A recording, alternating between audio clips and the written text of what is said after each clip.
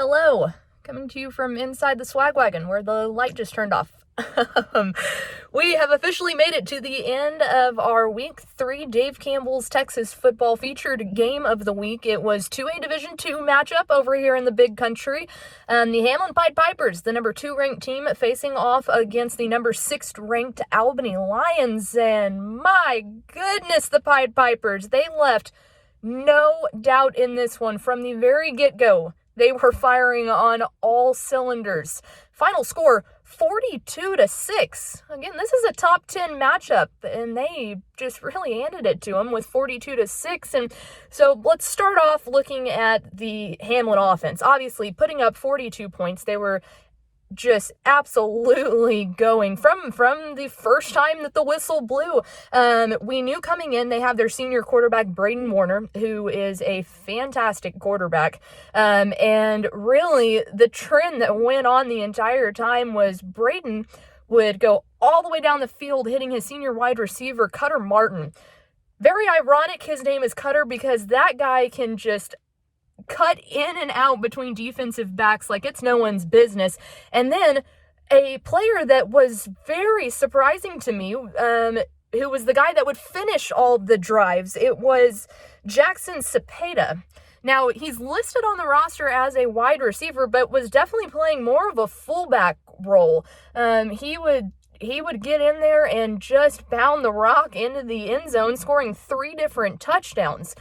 So very impressive, showing that really Albany's defense just really couldn't stop. They couldn't get any stoppage going there. But looking at the other side of the ball for Hamlin, and this was just equally as impressive, only giving up 6 points, and that final touchdown came in the last 5 minutes of the game. And Coach and I had talked about that earlier this week. He said that a lot of people look at our defense and say, man, those guys are undersized. He says one of their starting linebackers, well, he's, for the past 3 years, he's only 150 pounds, so definitely undersized from what you would expect in some of those bigger positions.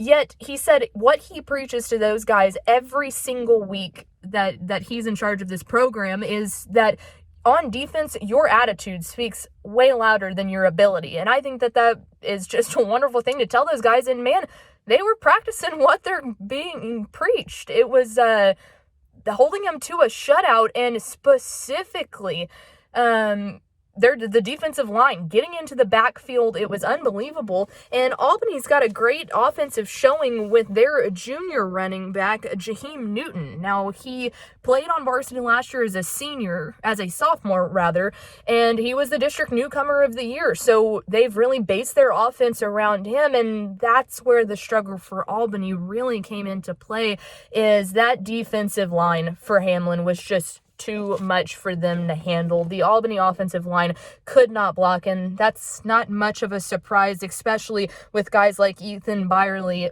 who just are huge. They outsized them. They out-physicaled them, and so that was just the biggest trend of this game, is that the defensive backs for Albany had a hard time stopping that long pass game to set them up in prime scoring position.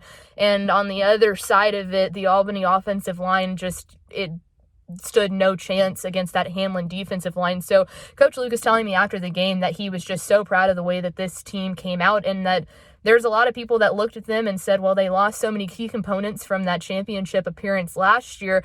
Are they going to continue to be the same Hamlin? Are they going to look the same? And there is no doubt in my mind, and this is, again, a personal opinion, but I would bet highly that you're going to see the Pied Pipers make a long playoff run this year.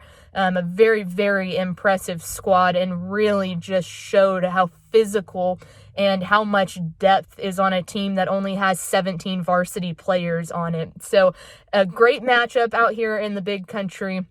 Hamlin just absolutely blew me away. Make sure to keep an eye on the Pied Pipers. But that'll do it for now. We will, of course, be back on Texas Football Today on Monday to break down the entire craziness across the entire state. We'll see you then, guys.